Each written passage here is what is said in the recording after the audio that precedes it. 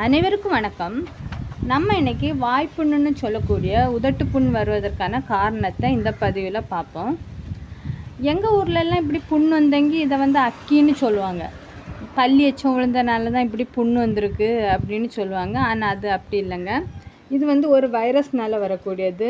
இந்த வைரஸோட பேர் herpes simplex virus. இதை சுருக்கி ஹெச்எஸ்வின்னு சொல்லுவாங்க. இப்போ நம்ம இந்த வாய்ப்புண் வருவதற்கான காரணத்தை பார்ப்போம். நம்ம உடலில் நோய் எதிர்ப்பு சக்தி குறைவாக இருந்தாலே பலவிதமான நோய் கிருமிகள் தொற்றிக்கொள்ளும். அந்த வகையில் வரக்கூடியதான் இந்த வாய்ப்புண். நம்ம உடம்புல நோய் எதிர்ப்பு சக்தி குறைவாக இருக்கிறதுனாலே இந்த வாய்ப்புண் அடிக்கடிக்கு வரும். அது மட்டும் இல்லாமல் நம்ம உடம்புல பீட்டோல், அதாவது இரும்பு சத்து, போலிக் அமிலம் குறைவாக இருந்தாலும் வரும். இது மாதிரி காய்ச்சல் நேரத்துலேயும் இந்த வாய்ப்புண் வரும். ஏன்னா காய்ச்சல் நேரத்தில் நம்ம உடம்பு ரொம்ப சூடாக இருக்கும், அதனாலே இந்த வாய்ப்புண் வரும். இது மன அழுத்தம் மனதோட மட்டும் முடிய போகிறதில்ல, அது நம்ம உடம்புலையும் பலவிதமான ஹார்மோன் மாற்றத்தை உண்டாக்கும். இதன் காரணமாகவும் வாய்ப்புண் வரும்.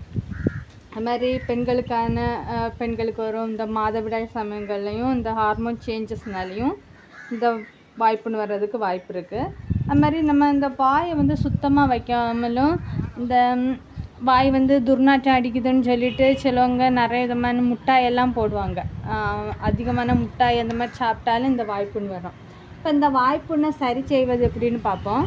இந்த வாய்ப்புண் நாம் நினைக்கிறது மாதிரி பெரிய பிரச்சனைலாம் கிடையாது. நம்ம எதுவும் செய்யாதுன்னு கூட 4 நாட்களில் இந்த புண்ணு சரியாயிடும். அப்படியும் சரியாகாமல் சிலவங்களுக்கு எரிச்சல், காந்தல் அந்த மாதிரியெல்லாம் இருக்கும். அப்படிப்பட்டவங்க ஐஸ் க்யூப் எடுத்து ஒத்தடம் கொடுத்தா அந்த காந்தல் எல்லாம் சரியாயிடும். அது மட்டும் இல்லாமல் தேங்காய் எண்ணெய், வேஸ்லின் இதுவும் யூஸ் பண்ணிக்கலாம். இது போட்டாலுமே எரிச்சல் கம்மியாயிடும். இப்படி நீங்கள் போட்டு அது 2 வாரத்துக்கு மேலே இந்த புண்ணு சரியாகாமல் இருந்தால் நம்ம ஹாஸ்பிட்டலில் போய் பார்க்க வேண்டாம்.